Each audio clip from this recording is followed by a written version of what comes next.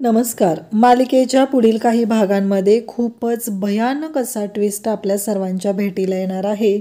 आता तुम्हाला प्रश्न पडला असेल, भयानक हा शब्द मी का वापरला असेल? म्हणजे असं काय झालेलं आहे?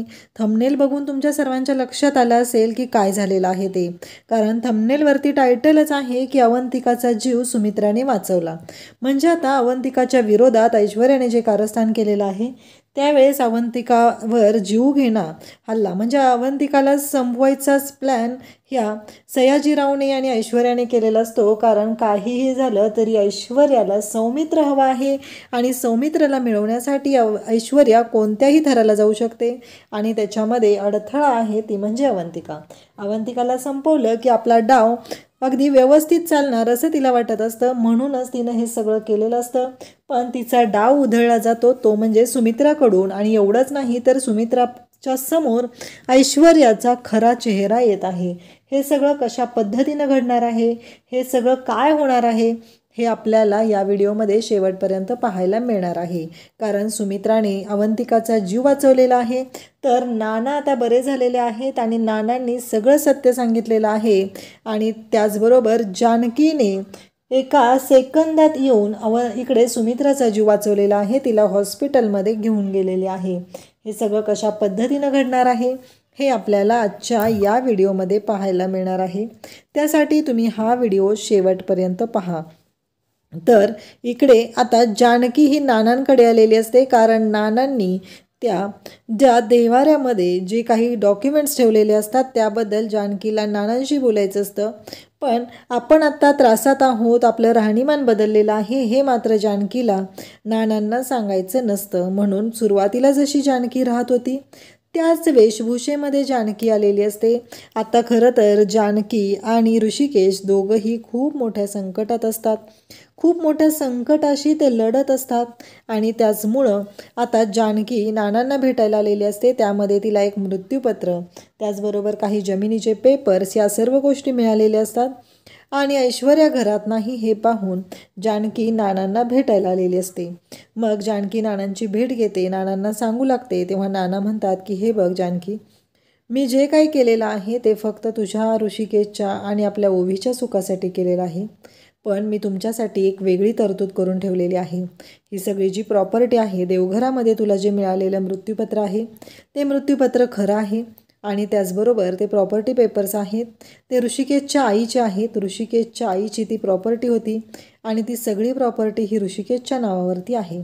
इवन हे घरसुद्धा तुझ्या नावावरती आहे, हे तुला ते मृत्यूपत्र मिळालेलं आहे त्यामध्येच आहे. आणि ते सगळे पेपर्सही तुला तिथं मिळालेले आहेत. इकडे ऐश्वर्याचा डाव असतो, तिला काही करून सगळे पेपर्स मिळवायचे असतात आणि ती प्रॉपर्टी जी आहे ती स्वतःच्या नावावरती करून घ्यायची असते. यासाठी ऐश्वर्याने खूप मोठा डाव आखलेला असतो.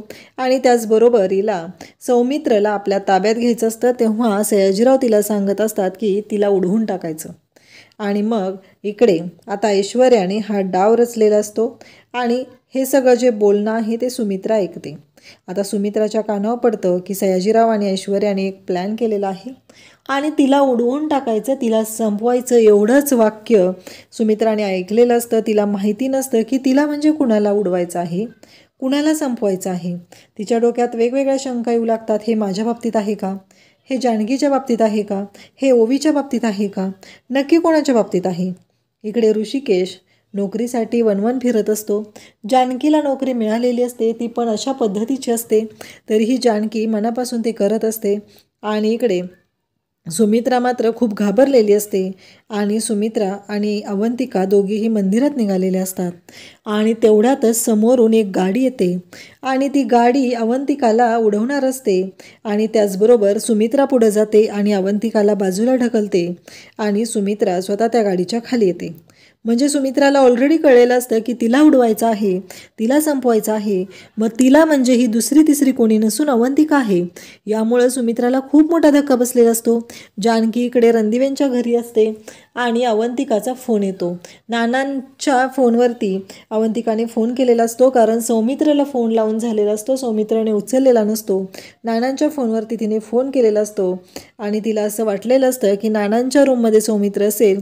तिथे जानकी फोन उचलते आणि जानकीला कळतं की अवंतिकाचा फोन आहे.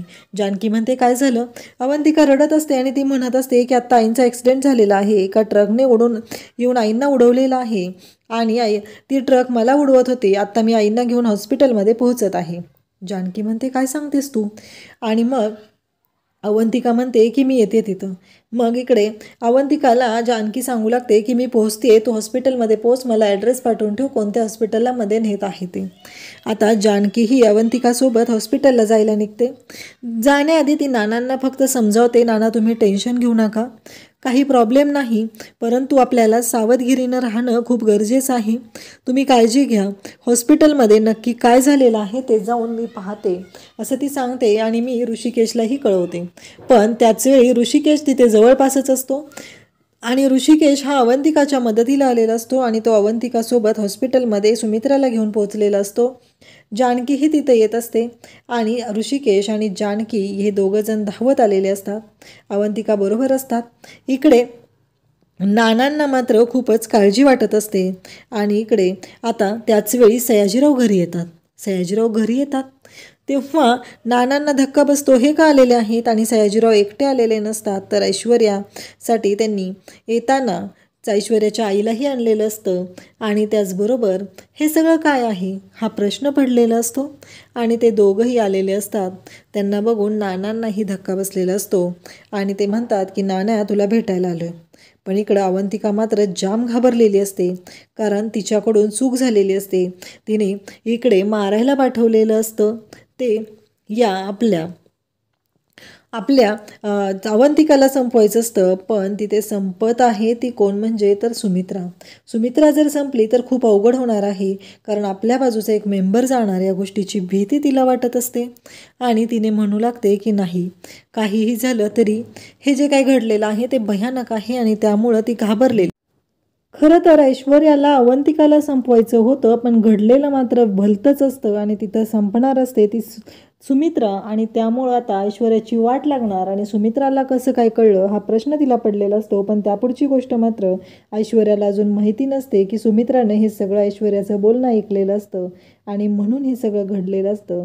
हे जेव्हा ऐश्वर्याला कळणार तेव्हा मात्र तिची जास्तच वाट लागणार असते आणि त्याहीपेक्षा मोठ्या गोष्टी घडलेल्या असतात. ते म्हणजे आता जानकी आणि ऋषिकेश यांनी धावत जाऊन सुमित्राची मदत केलेली आहे, सुमित्राला तातडीने हॉस्पिटलमध्ये नेलेलं आहे.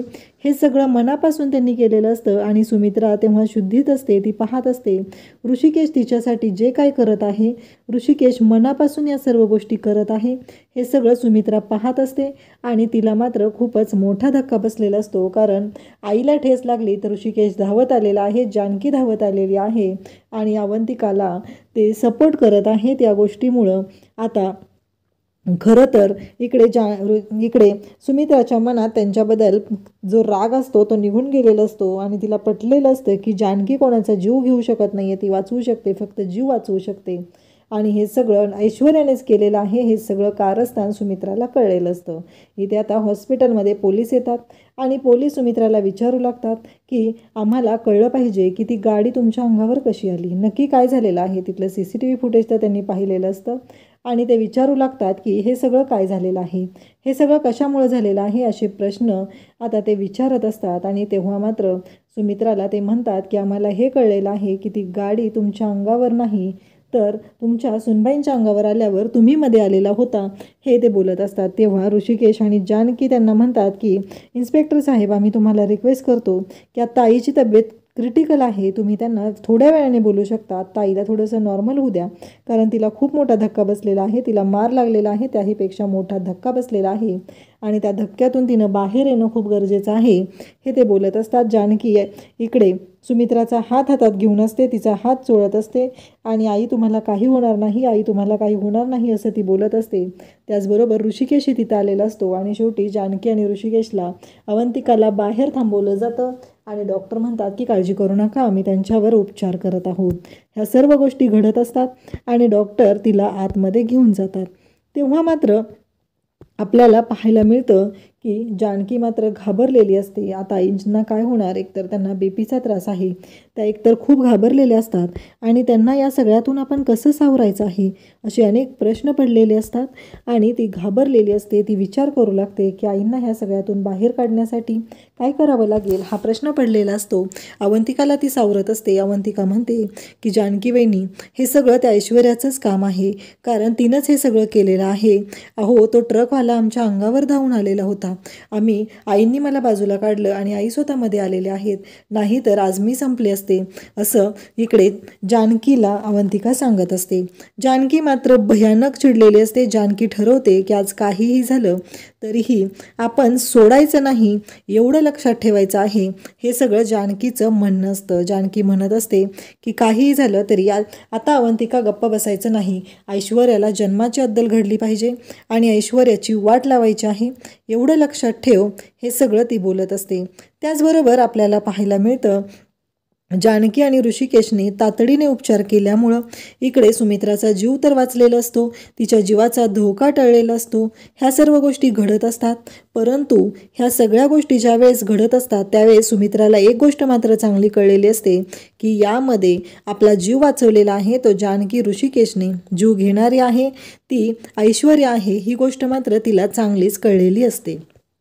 त्यानंतर आपल्याला पाहायला मिळतं की जानकीचा जीव कासावीस होत असतो. इकडे नानांना कळलेलं असतं. नानाही थोडेसे हायपर होत असतात, पण सौमित्र त्यांच्या मदतीला असतो. सौमित्र तिथं त्यांची मदत करत असतो आणि सौमित्र म्हणत असतो की काहीही झालं तरी नाना तुम्ही काळजी करू नका, तिथे ऋषिकेश दादा, जानकी वहिनी सर्वजण आहेत आणि आपण सगळेजण आहोत ना, त्यामुळं काळजी करायची काहीही गरज नाही, हे सगळं तो सांगत असतो. त्याचबरोबर आपल्याला पाहायला मिळतं की इकडे ऐश्वर्या मात्र हे सगळं रडायचं नाटक करत असते. तिची आई तिथं आलेली असते आणि तिला हे दाखवून द्यायचं असतं की माझ्या सासूबाईंची अवस्था किती वाईट झालेली आहे, पण नाना म्हणतात की हे सगळं तुझ्यामुळं झालेलं आहे.